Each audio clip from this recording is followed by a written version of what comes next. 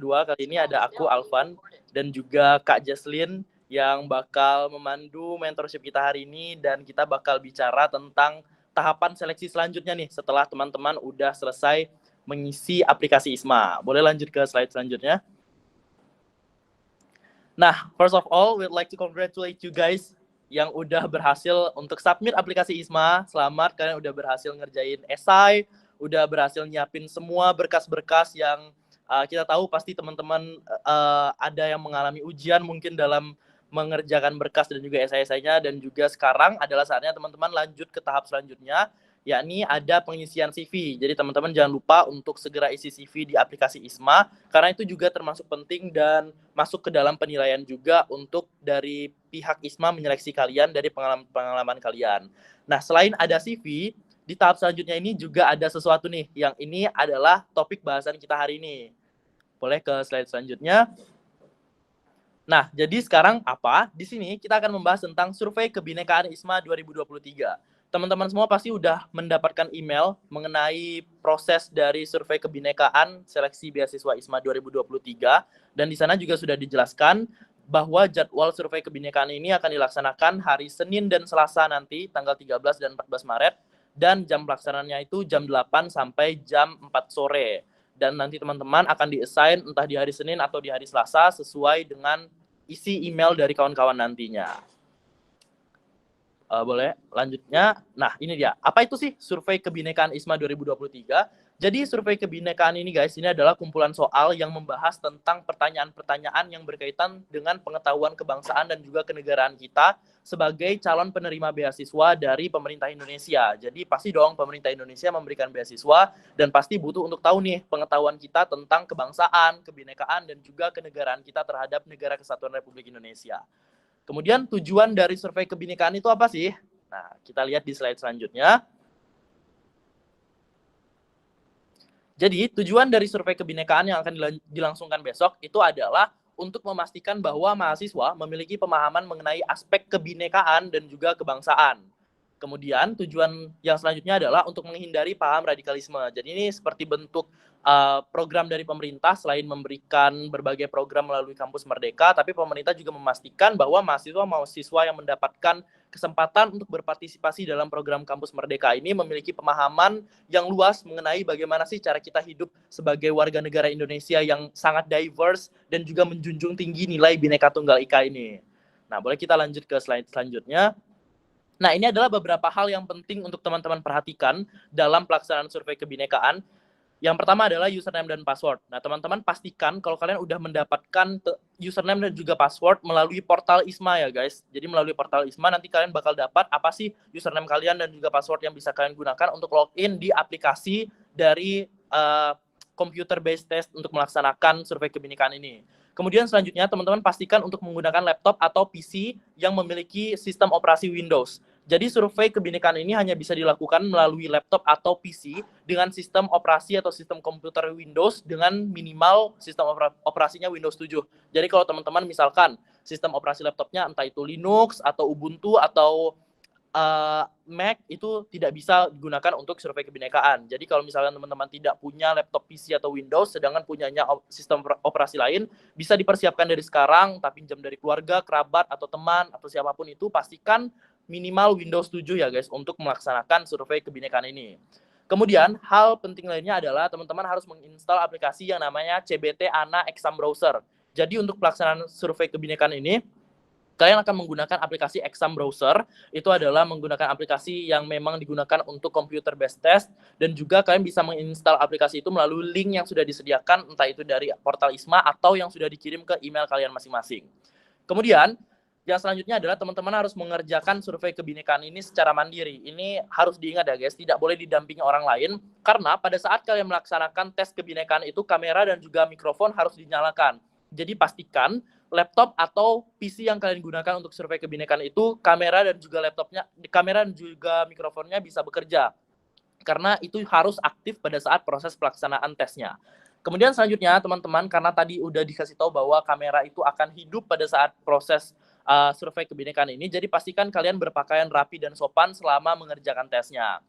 Kemudian selanjutnya teman-teman harus mengerjakan soal secara berurutan karena kita tidak bisa melanjutkan ke soal berikutnya kalau kita belum memberikan jawaban di satu soal sebelumnya. Dan kita juga tidak bisa kembali ke soal sebelumnya jika kita sudah menjawab, kemudian kita sudah pencet next ke soal selanjutnya, kita mau balik ke soal sebelumnya lagi untuk ganti jawaban itu tidak bisa. Jadi pastikan teman-teman mengerjakannya secara berurutan dan menjawab pertanyaan itu sudah sesuai dengan keyakinan teman-teman sendiri bahwa kalian sudah yakin dengan jawaban kalian.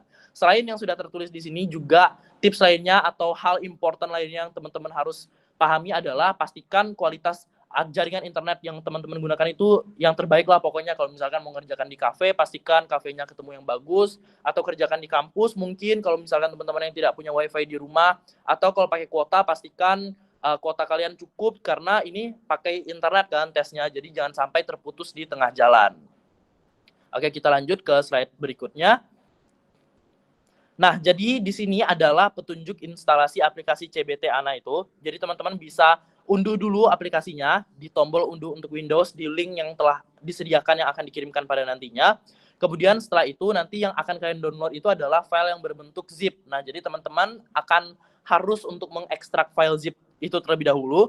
Kemudian di dalam file zip itu ada file yang namanya CBT ANA Exam Browser Installer. Nah, di situ teman-teman bisa klik 2 kali pada file yang di dalam zip itu, yang judulnya adalah CBT ANA Exam Browser Installer. Kemudian teman-teman klik tombol next sampai selesai, itu proses installnya nanti akan muncul. Nah, kemudian setelah proses instalasi sudah selesai, teman-teman bisa menjalankan aplikasi CBT ANA ini dengan cara menekan di file yang berjudul cbtana.seb. Jadi, jenis filenya itu yang SEB yang teman-teman gunakan untuk bisa menjalankan aplikasi CBT ANA ini. Kemudian nanti teman-teman bisa masukkan password 123 pada saat pertama kali menjalankan CBT ANA. Karena pertama kali membuka itu teman-teman akan diharuskan untuk melakukan yang namanya simulasi terlebih dahulu. Pasti teman-teman juga udah mendapatkan email bahwa simulasi dilakukan di hari ini dan juga besok, dan juga tes yang sebenar-benarnya itu dilakukan Senin dan Selasa. Jadi pastikan teman-teman melakukan simulasi terlebih dahulu untuk survei kebinekaan ini. Kita lanjut ke slide selanjutnya.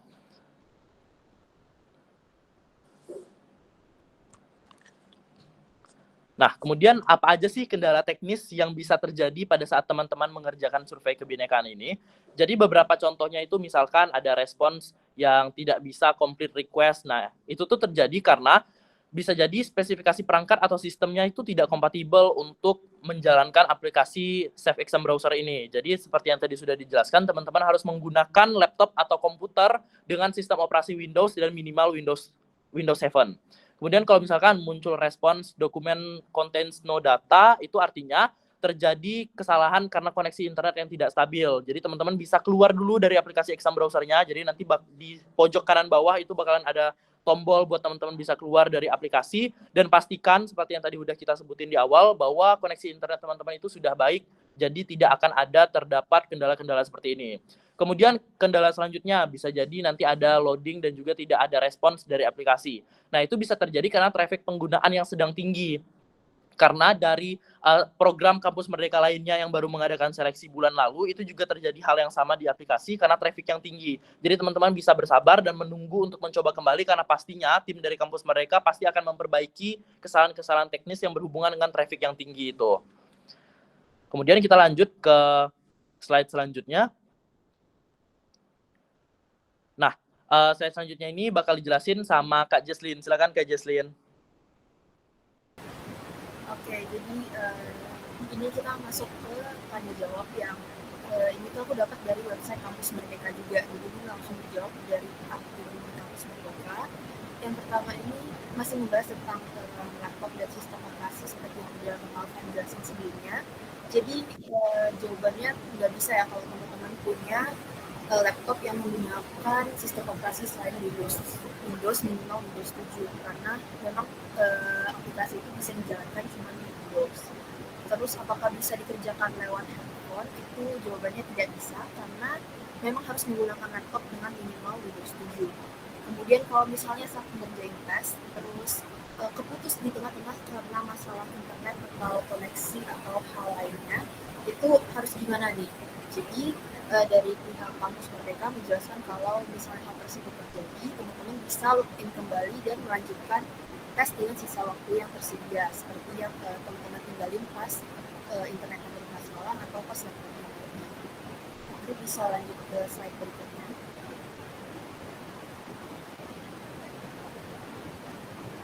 Nah, gimana kalau kamera laptopnya nggak berfungsi saat mengerjakan survei kebinekaan? Nah, jadi seperti yang sudah disebutkan sebelumnya, salah satu persyaratan untuk survei kebinekaan ini adalah untuk mengaktifkan kamera kalian. Jadi kameranya itu harus berfungsi. Kalau misalnya nggak berfungsi, teman-teman bisa mencari alternatif dengan pakai misalnya kamera extension, kamera yang bisa dipasangkan di laptop itu, karena tahun lalu juga ada kebetulan yang pakai kayak gitu. Terus atau teman-teman bisa pinjam laptop lain ke kerabat teman-teman atau orang-orang lain yang teman-teman kenal. Terus gimana kalau udah install aplikasinya tapi aplikasinya tidak bisa dibuka? Nah, untuk itu bisa teman-teman nonaktifkan dulu untuk antivirus atau Windows Defender-nya, kemudian baru dicoba lagi untuk buka file aplikasinya. Oke, boleh di next. Nah, jadi bentuk tes survei kebinekaan ini tuh gimana sih? Yang pertama, surveinya ini dalam bahasa Indonesia ya teman-teman, jadi bukan dalam atau bahasa asing lainnya. Jadi semuanya ini full bahasa Indonesia. Kemudian bentuk jawabannya itu juga adalah pilihan ganda.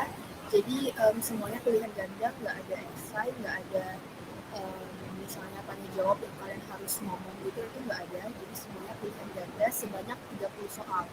Ini dari tahun lalu ya, kurang tahu apakah tahun ini masih dari 30 atau enggak, tapi kalau dari tahun lalu itu 30 soal pilihan ganda. Kemudian isi tesnya, mungkin kalau teman-teman dengar survei kebinekaan itu pasti mikirnya kayak wah berat nih ya, pasti bahasanya tentang Indonesia banget, takutnya ada teori atau gimana. Tapi sebenarnya pas tes itu malah kemarin itu nggak ada teori sama sekali, jadi benar-benar berkaitan dengan toleransi, SARA, dan kebanyakan itu case study. Jadi kita diberikan suatu kasus, suatu konflik, peristiwa, kejadian, dan kita ditanya sikap kita itu gimana kalau misalnya menemui kejadian seperti itu. Jadi kebanyakan memang soal-soal seperti itu, nggak ada kayak misalnya kapan tanggal kemerdekaan Indonesia dan itu kemarin nggak ada sih. Jadi lebih ke sikap kita menyikapi suatu kejadian. Terus boleh di next. Nah, jadi gimana supaya kita bisa mengikuti tesnya dengan baik? Yang pertama ya pasti ikuti simulasi yang udah dijadwalkan teman-teman supaya kalian bisa kenal dengan aplikasi yang digunakan. Karena ini kan aplikasinya baru dan nggak menutup kemungkinan kalau bakal ada misalnya kendala-kendala teknis atau teman-teman yang belum familiar dengan aplikasinya itu nanti di hari H bisa bingung. Nah, jadi dengan kalian ikut simulasi, kalian bisa tahu hal-hal step-step apa aja yang perlu dilakukan dari awal sampai dengan kalian selesai mengerjakan tes. Kemudian kalian harus kerjakan dengan tenang dan fokus, karena sekali lagi kamera kalian itu kan dinyalakan. Jadi kalau bisa cari tempat yang tenang dan bisa membuat kalian fokus supaya nggak ke-distract dengan suasana di sekitar kalian dan nggak akan mencurigai kalau kalian itu kerjasama atau membantu orang lain. Kemudian selanjutnya baca pertanyaan dan pilihan ganda dengan teliti, karena sekali lagi pertanyaan itu kalian cuma bisa jawab saat itu aja, kalian nggak bisa balik ke nomor sebelumnya atau kalian nggak bisa skip pertanyaan itu untuk melihat pertanyaan selanjutnya kalau misalnya kalian nggak bisa jawab. Jadi kalian bisa take your time untuk baca pertanyaan dan pilihan gandanya secara teliti. Lalu juga kadang itu di pertanyaan-pertanyaan atau pilihan gandanya itu bisa ada kata-kata yang mengecoh, kayak misalnya ada kata tidak, kalau misalnya nggak kebaca itu kan kayak udah bisa lain gitu pikiran untuk menjawabnya. Jadi pastikan kalian benar-benar baca pertanyaan dan pilihan gandanya dengan teliti. Lalu yang terakhir itu jawab dengan jujur dan konsisten. Ini penting banget sih, karena pertanyaan-pertanyaan ini tuh bisa dibilang kayak lebih menuju ke moral kompas kita. Jadi kayak sulit untuk dikatakan wah ini yang benar, ini yang salah jawabannya. Jadi lebih ke berdasarkan jawaban dari dalam diri kalian. Menurut kalian yang paling sesuai dengan diri kalian itu yang mana? Dan kalian itu harus konsisten, karena pertanyaan-pertanyaan yang diberikan itu kayak bisa saling nyambung satu sama lainnya. Jadi misalnya kalian jawab pertanyaan nomor 1 ini A, tapi di beberapa pertanyaan kemudian ada pertanyaan yang serupa dan kalian jawabnya misalnya B atau C. Itu kan kelihatan kalau kalian itu nggak konsisten dalam menjawab pertanyaan-pertanyaan yang diberikan. Karena jujur aja pertanyaan-pertanyaan yang ada tuh kadang cukup mirip jawaban-jawabannya. Jadi kalau bisa kalian memang harus memberikan jawaban yang emang dari diri kalian dan konsisten dari awal sampai akhir. Next. Kak Justin mungkin sumber mikrofonnya bisa dibetulin dulu Kak, soalnya agak ada noise sedikit suaranya. Oh, oke. Kalau gini Masih. Coba setting input mikrofonnya diganti dari laptop aja.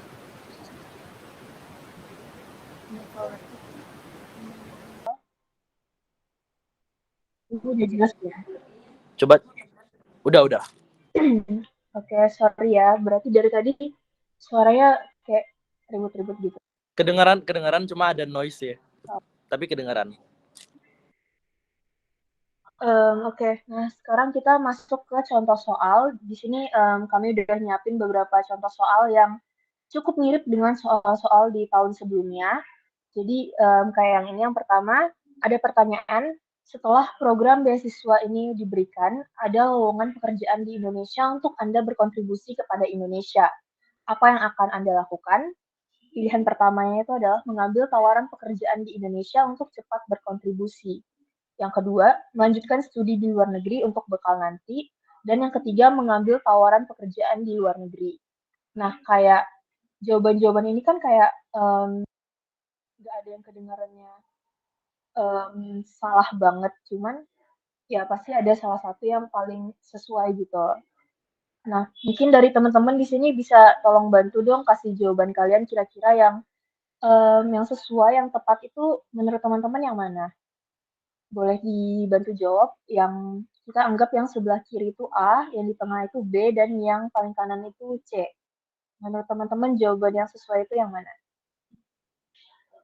Oke, ini dari Ade, jawabannya A. Terus teman-teman yang lain juga.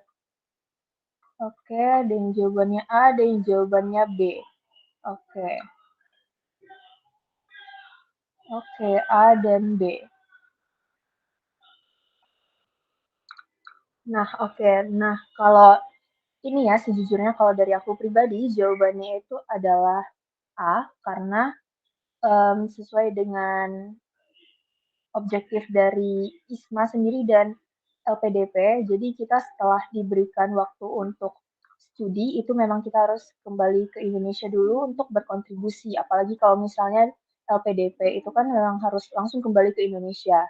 Bahkan kayak ISMA pun kalau misalnya kita pulang dari program exchange, kita mau misalnya ada yang dari keluarga yang lumayan berada nih, mau jalan-jalan dulu di negara tempat exchange-nya sebelum kembali ke Indonesia, itu bahkan dari ISMA aja tuh nggak diizinkan gitu, meskipun kalian punya duit, punya uang untuk liburan sendiri di sana, tapi kalian tetap harus baliknya itu bareng-bareng sama teman-teman lainnya.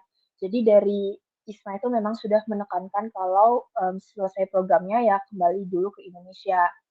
Nah, jadi mungkin buat teman-teman bisa banyak-banyak dibaca lagi tentang objektif ISMA dan kayak kepentingannya supaya bisa punya gambaran lebih ini lagi lah kepada jawaban-jawabannya. Terus juga kan seperti yang tadi Bang Alvan sebutin di awal, salah satu tujuan dari survei kebinekaan ini itu kan supaya menghindari adanya radikalisme atau kayak ada pemikiran-pemikiran yang agak melenceng dari um, nasionalisme dan lain-lain. Jadi bisa di keep that in mind juga. Terus boleh di next pertanyaan selanjutnya itu, nah temenmu mengundang kamu ke pernikahannya yang berbeda agama. Apa yang akan kamu lakukan? Tidak datang sama sekali, tidak datang dan hanya mengucapkan jawaban lewat WhatsApp, atau datang dan mengikuti acara walaupun berbeda agama. Nah, jadi bisa dilihat ya teman-teman dari contoh-contoh pertanyaan dari tadi, itu tuh lebih ke studi kasus kayak pada kejadian-kejadian ini dan kalau misalnya kamu ada di posisi itu, apa yang akan kalian lakukan? Nah, jadi emang rata-rata hampir semua soalnya itu seperti ini bentuknya. Jadi emang kalian harus sesuaikan dengan keyakinan diri kalian sendiri. Oke, di sini bisa dilihat jawabannya cukup homogen ya, hampir semuanya jawab C. Dan yes, jawaban dari aku pribadi juga C, yaitu datang dan mengikuti acara walaupun berbeda agama, karena itu um, bisa menunjukkan toleransi kita sebagai warga Indonesia yang berasal dari background cultural background yang berbeda-beda, kita itu bisa tetap toleransi dan mengikuti acara meskipun berbeda agama. Oke, terus boleh di next lagi ke slide berikutnya.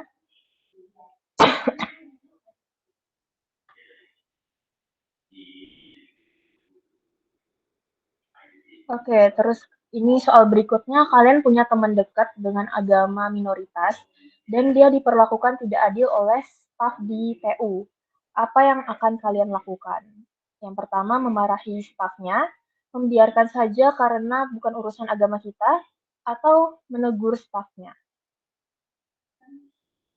Nah, ini pertanyaan-pertanyaannya itu bisa kayak agak membingungkan karena jujur pilihan-pilihannya ini kan agak mirip ya kayak memarahi stafnya, menegur stafnya, atau membiarkan saja karena bukan urusan agama kita. Nah, ketiga-tiganya ini kalau kalian um, pikir tuh kayak masing-masing ada benernya juga. Jadi emang membingungkan. Jadi emang teman-teman harus baca dengan teliti, harus jujur dari dalam diri kalian sendiri sesuainya itu yang mana. Karena kalau dari peserta-peserta MBKM yang lain dan dari kamus mereka sendiri sempat bilang kalau dari survei kebinekaan ini sebenarnya tuh nggak ada jawaban yang benar atau jawaban yang salah karena ini tuh lebih ke masalah moral, toleransi dan gitu-gitu yang nggak bisa kita langsung patokin ini benar ini salah. Nah, terus boleh di next lagi ke soal berikutnya. Kalian diajak ke acara makan-makan yang beda nih agamanya dari agama kalian. Maka apa yang akan kalian lakukan? Datang dan makan, datang saja tapi milih makanan basic yang biasa kita makan, atau berkata datang tapi nggak datang sama sekali. Nah, jadi ini opsi yang mana yang kira-kira akan teman-teman pilih? Oke, ini jawaban-jawabannya B ya, datang saja tetapi memilih makanan yang bisa kita makan.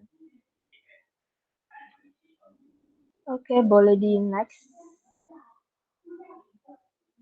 Nah, terus ini ada kasus berikutnya. Misalkan kalian mengunjungi suatu kampung, dan di kampung itu sedang ada arak-arakan pencuri dan dia dihajar oleh rakyat setempat. Dan saat ditanyakan, ternyata emang wajar di sana kalau misalnya melakukan kekerasan terhadap pelaku yang melakukan pencurian. Nah, kira-kira dalam kasus ini apa yang akan kalian lakukan? Yang pertama, ikut mengeroyoki pencurinya. Yang kedua, menegur rakyat setempat bahwa hal itu tuh salah karena berdasarkan agama mereka itu juga salah. Atau kalian bakal diem aja nih. Nah,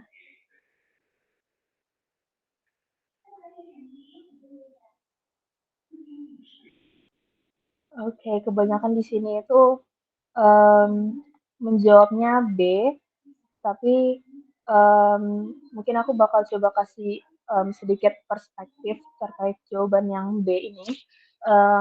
Di mana kalian menegur rakyat setempat bahwa itu salah karena berdasarkan agama mereka itu juga salah. Um, ini sebenarnya dari pilihan-pilihan ini kayak resikonya itu masing-masing tuh ada gitu. Kalau misalkan ikut ngeroyokin pencurinya, kalian bisa dianggap kayak ikut main hakim sendiri. Kalau misalnya kalian negur rakyat setempat, kalian bisa dianggap kayak um, orang baru yang mau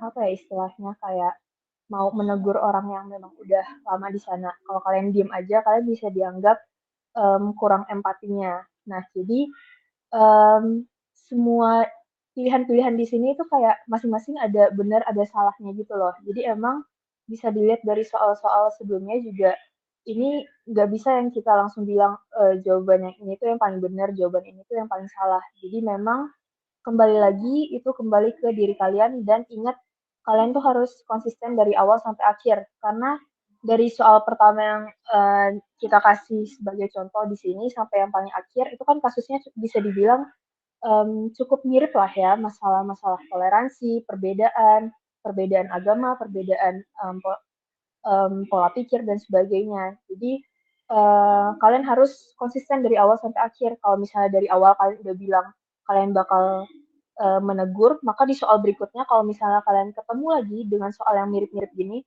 tindakan yang kalian pilih itu juga harus sama, harus kayak menegur, harus mau aktif, mau speak up gitu loh. Jadi jangan sampai kalian menunjukkan inkonsistensi dalam menjawab.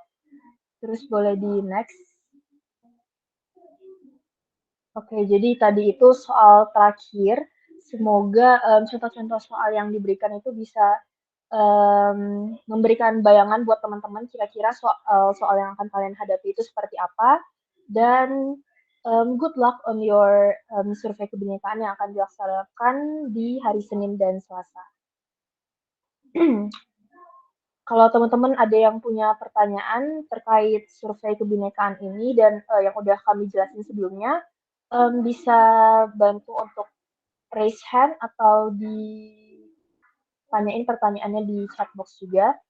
Lebih prefer untuk tanya langsung ya, biar kita bisa lebih interaksi gitu. Ini udah ada satu nih yang raise hand dari Titan. Mungkin langsung dipersilakan on mic aja kali ya buat kasih pertanyaannya. Silakan Titan. Okay.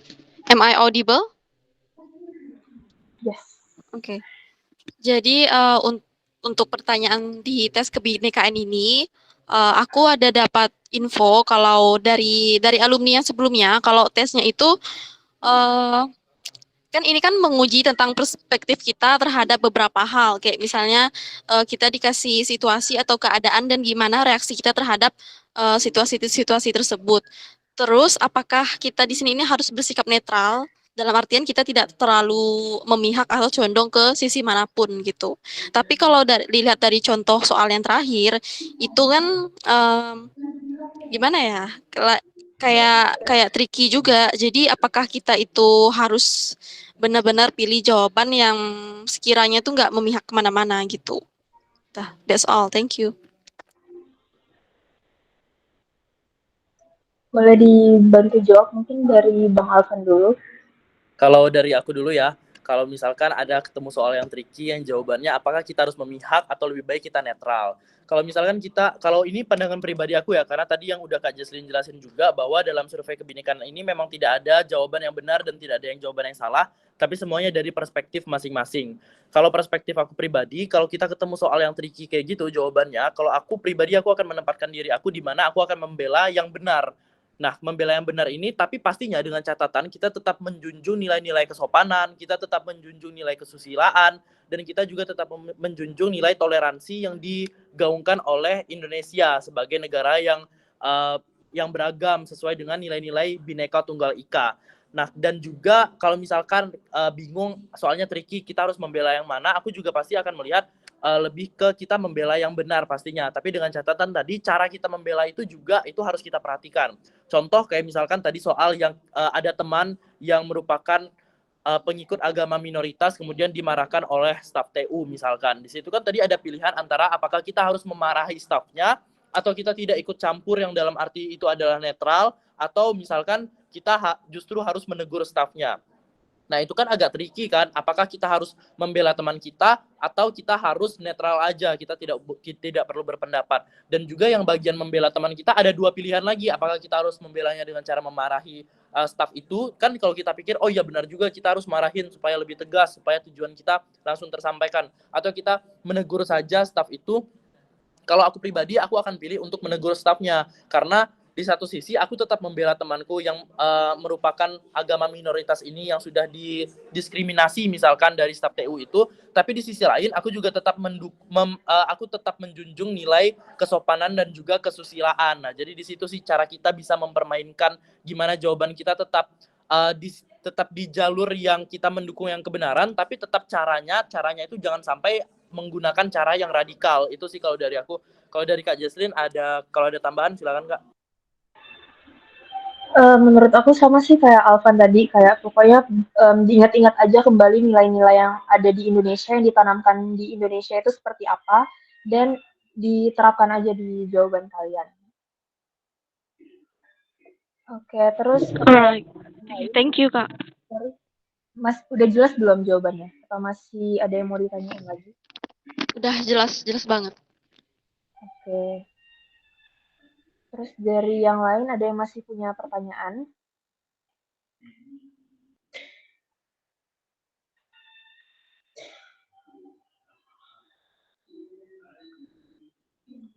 Ini kalian nggak harus nanya tentang tes kebinekaannya doang kok. Kalau misalnya ada yang punya pertanyaan tentang misi CV itu juga boleh ditanyain di sini sekalian supaya kami bisa bantu jawab juga.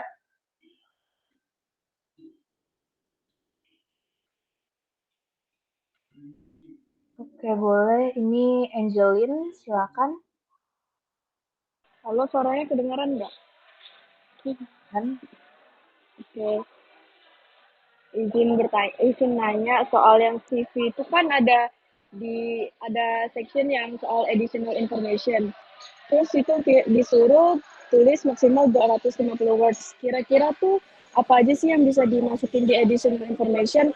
Karena di guidelines-nya ISMA cuma bilang kayak soal skills dan sebagainya. Kira-kira kalau dari CJC sama Bang Alvan ada saran nggak kalau buat di additional information buat dimasukin apa aja? Thank you.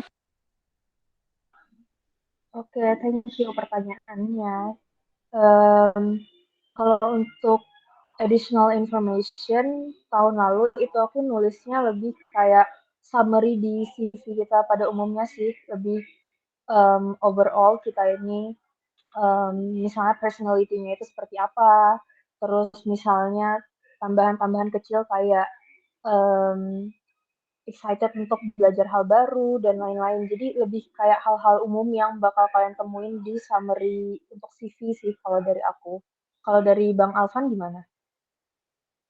Sama, kalau aku waktu tahun lalu isi additional information itu juga basically aku nge-summarize isi dari CV aku. Di situ aku jelaskan bahwa aku adalah mahasiswa yang memiliki beberapa achievements. Di dalam achievements apa, nama-nama achievements aku summary di situ. Kemudian juga aku jelasin bahwa experience aku misalkan di dunia pekerjaan atau experience aku dalam hal lomba-lomba atau segala macam itu juga aku sebutin di situ. Terus juga di akhir dari paragraf itu juga aku sebutin bahwa aku adalah orang yang seperti apa. Kemudian aku sambungin bahwa karena aku orangnya seperti ini, maka aku sesuai dengan value yang diangkat oleh ISMA. Kayak gitu sih basically. Jadi kalau misalkan dari guidelines ISMA bilangnya bahwa additional information itu bisa masukin skill dan sebagainya, itu benar, teman-teman juga bisa mention skill-skill kalian di situ. Atau misalkan ada beberapa hal yang teman-teman pengen sebutin di CV tapi ternyata tidak ada di kolom yang disediakan oleh ISMA, teman-teman bisa sebutin di bagian additional information itu. Segitu sih kalau dari aku. Gimana dari Angelin, apa udah jelas? Terus mau nambahin dikit, bisa teman-teman juga kalau misalnya mau nge-highlight suatu misalnya prestasi, achievement yang misalnya udah teman-teman tulis di essay, di CV, tapi mau di-highlight lagi, mau meyakinkan lagi pihak ISMA, itu bisa ditambahin juga di additional information-nya. Terus kalau nggak salah dari pihak ISMA juga baru ngerilis itu guideline buat ngisi CV-nya, jadi teman-teman mungkin bisa dicek di sana juga karena bakal ada penjelasan lebih lanjut sih dari pihak ISMA.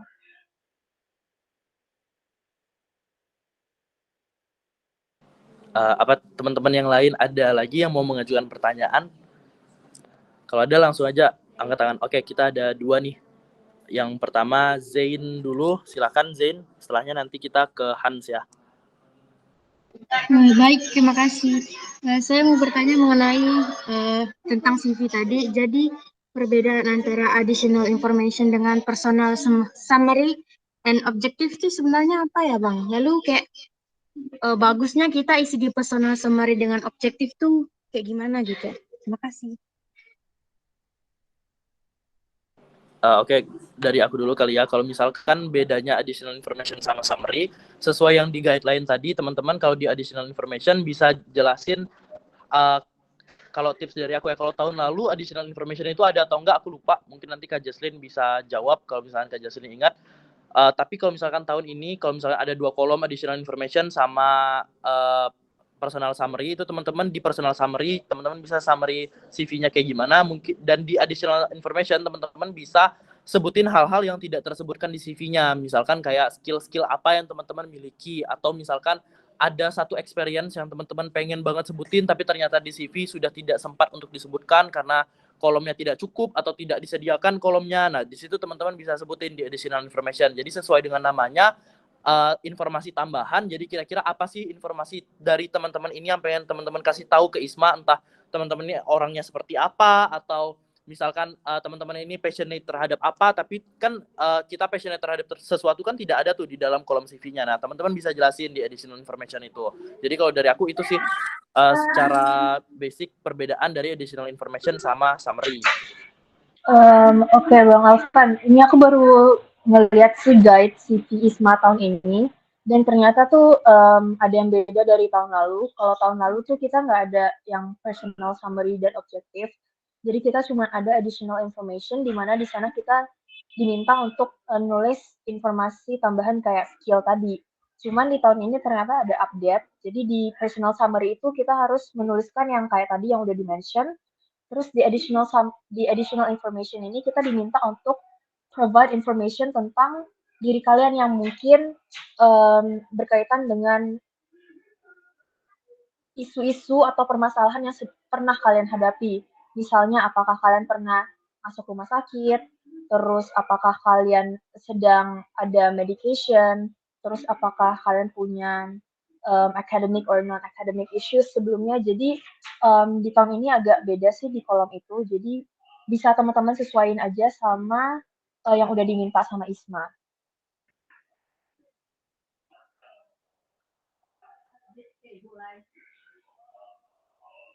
Ya, Oke, gimana Zain? Apa masih ada pertanyaan lanjutan lagi dari Zain?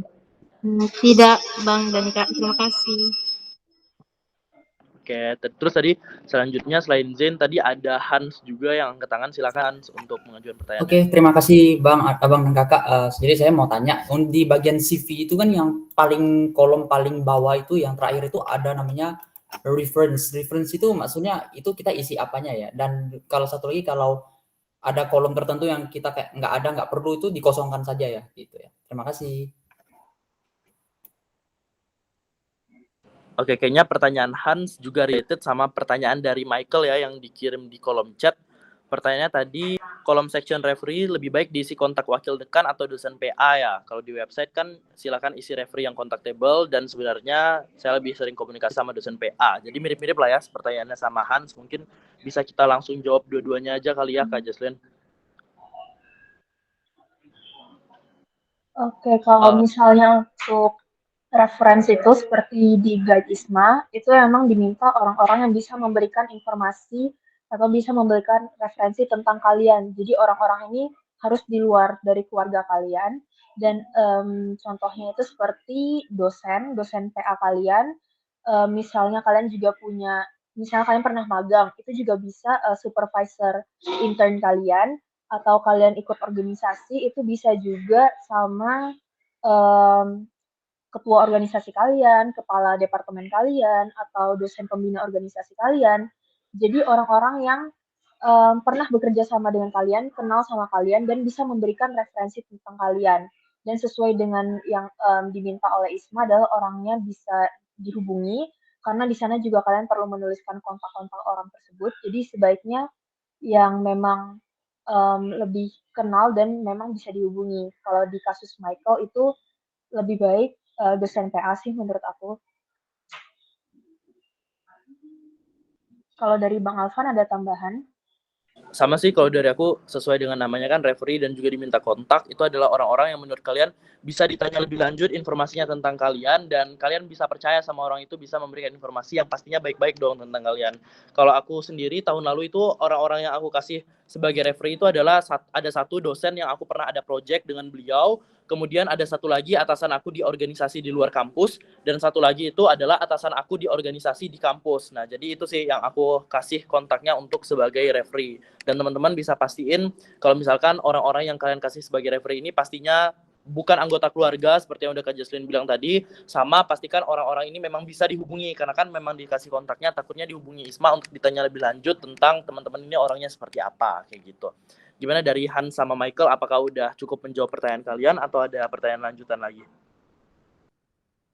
Yang ini cukup paham Abang Kakak. Tadi yang satu lagi, kalau misalnya ada kolom yang nggak ada perlu itu kosongkan aja atau gimana? Contohnya kayak kalau misalnya ada orang tua kan pakai nggak ada wali, lalu kalau kolom darurat itu kan kalau tidak ada masalah apa dikosongkan saja atau bagaimana? Terima kasih.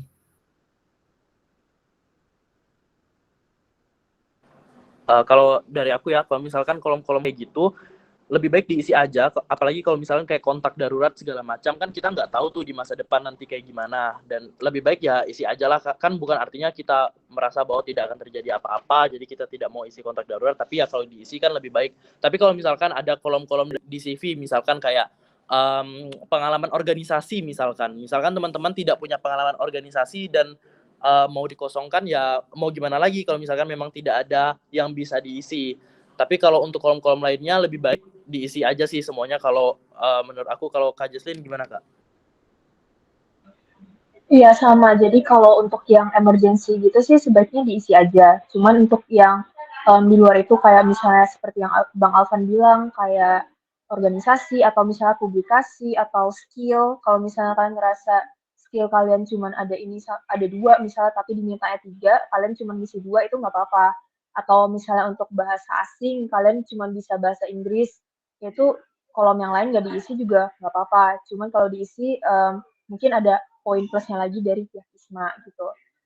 Sama aku mau nambahin dikit tentang referensi tadi. Kalau misalnya kalian mau kalau misalnya kalian mau ngasih kontak-kontak orang-orang yang kalian percaya sebagai referensi itu, jangan lupa dihubungin dulu ya. Jangan kalian langsung nulis aja kontaknya, misalnya karena kalian udah kenal nih sama kepala organisasi kalian langsung nulis aja namanya, nomor HP-nya, emailnya. Itu jangan ya, sebaiknya kalian hubungin dulu, minta persetujuan orangnya dulu, karena takutnya nanti kalau misalnya tiba-tiba dihubungin pihak ISMA, terus dia nggak tahu nih kalau dia dijadiin referensi sama kalian, dia nggak bakal bisa menjawab pertanyaan-pertanyaan yang diberikan gitu. Gitu sih tambahan dari aku. Apakah menjawab buat Hans? Oke, sudah paham semua. Terima kasih Abang Kakak.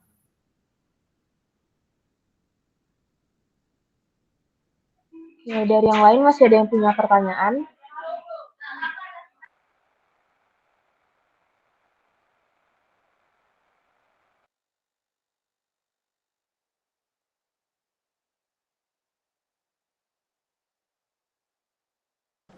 Gimana teman-teman, apakah udah cukup untuk info session kita kali ini, atau teman-teman masih ada yang punya pertanyaan buat diajukan langsung di sini? Bisa langsung ditanyain aja. Boleh lewat chat, boleh juga pakai raise hand.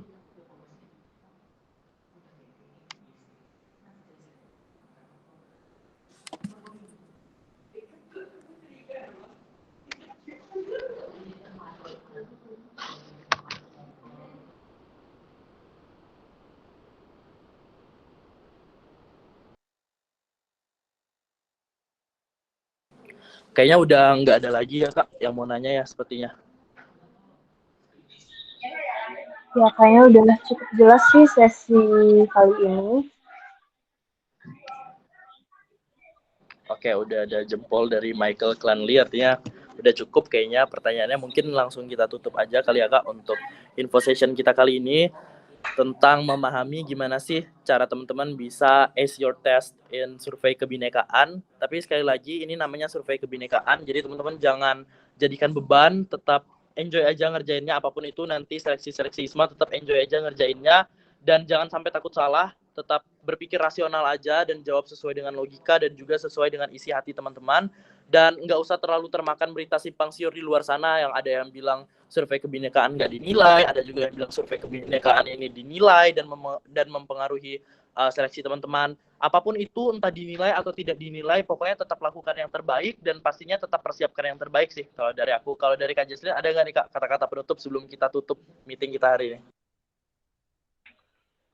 Kalau dari aku tetap give your best aja dan jangan lupa untuk banyak-banyak berdoa juga selama prosesnya karena kalian nggak bakal tahu bantuan apa aja yang bisa diberikan dari yang di atas karena bisa banyak banget mujizat atau keajaiban yang terjadi meskipun misalnya kalian menghadapi banyak kendala selama proses ISMA ini, tapi selama kalian banyak-banyak berdoa itu bisa aja ada aja deh jalannya nanti. Pokoknya selama proses seleksi ISMA ini jangan lupa untuk melakukan yang terbaik, just give your best and ya tunggu aja resultnya karena pasti dikasih hasil yang terbaik.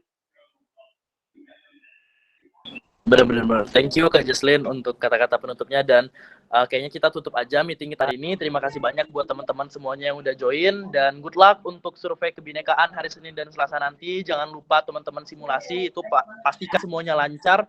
Kalau misalkan ada kendala, teman-teman bisa langsung lapor ke KUI atau langsung lapor ke ISMA karena ISMA juga kalau misalkan di DM lewat Instagram juga termasuk responsif. Jadi pastikan semuanya berjalan lancar, jangan sampai ada masalah teknis. Dan semangat semuanya untuk seleksi kelanjutan dari ISMA 2023 ini. Semoga hasilnya yang terbaik. Dan langsung aja ya aku tutup. Terima kasih semua teman-teman. Selamat siang. Wassalamualaikum warahmatullahi wabarakatuh.